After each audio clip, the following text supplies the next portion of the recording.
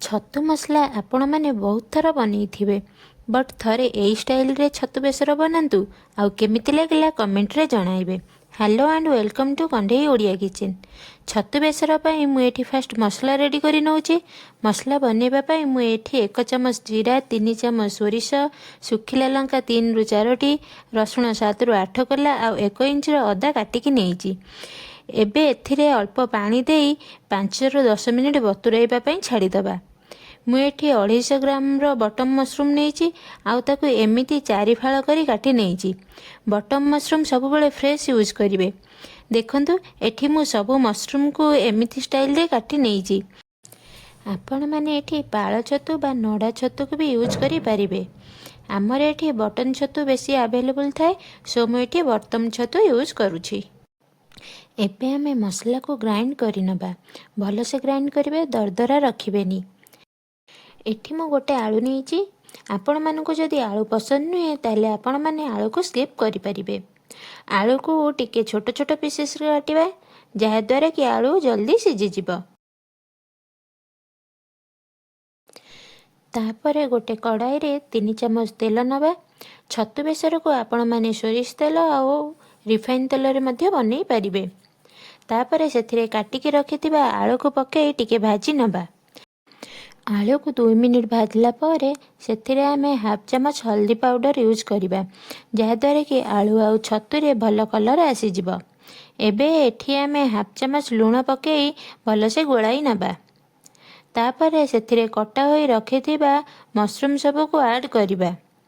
छतु add कला परे भलो से टिके गोलाई नबा आउ 2 मिनिट घोड़ाई नबा।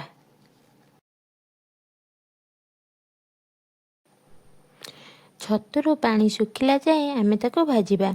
बेसी कड़ारे भाजिबेनी, टिके हल्का भाजिबे, जहा द्वारा कि मशरूम नरम लागिबो खाइबाकू। एबे देखंतु छतुरु पानी सुखी गलानी। एबे आमे एथिरे बटा होई रखिथिबा सोरिष मसला को ऐड करिबा। तापरे हाफ चमच हल्दी आउ हाफ चमच लंका गुंड ऐड करिबा आउ ताको भलो से मिक्स करि दबा। एठी गोटे सीक्रेट टिप्स, आपण सोरिष मसला रे गोटे पियाज एंड गोटे टमाटो को ग्राइंड करि नेबे, जहा द्वारा कि मसलार ग्रेवी आउ टेस्ट बढ़ी जिवो। सोरिष मसला को आपण माने बेसी समय जाए कसेइबेनी, नहले मसला पिता लागिवो। एबे आमे एथिरे गोटे कंचा लंका आउ गोटे टमाटो को काटिकी पकाइबा। टमाटो ऐड कला परे आउ गोटे मिनिट जाए कसाई नबा।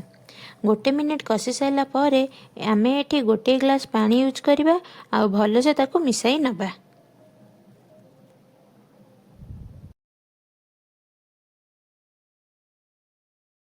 एठी मु आउ हाफ चमच लूण यूज करिछि। एबे आमे ताको टिके घोड़ाई नबा आउ 5 मिनिट जाए एमिति मिक्स करी करी कुक करिबा।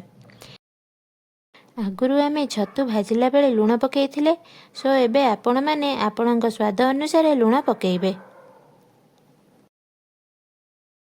छतु बेसर को आपण माने जदि भात सह खाइबे ताहाले टिके पतला ग्रेवी रखिबे, आउ जदि रुटी सह खाइबे ग्रेवी को टिके बहला रखिबे। एठी हमर आलू भी परफेक्ट सिझी गलानी आउ छतु बेसर भी बहला ही आसिलानी। बस एबे हमर छतु बेसर रेडी ही गला।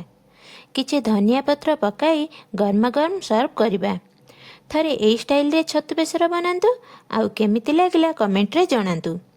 वीडियोटी भलो लागिथिले लाइक करिवे, रेसिपी को निज फ्रेंड्स आउ रिलेटिव्स को सह शेयर करिवे, आउ चैनल रे नुआ थिले चैनल को सब्सक्राइब करिवे, आउ पाखरे थिबा बेल आइकन को क्लिक करिवे, जहा द्वारा कि मोर प्रत्येक वीडियो रो नोटिफिकेशन आपण मानक पाखरे सहजरे पहुंची जिवो।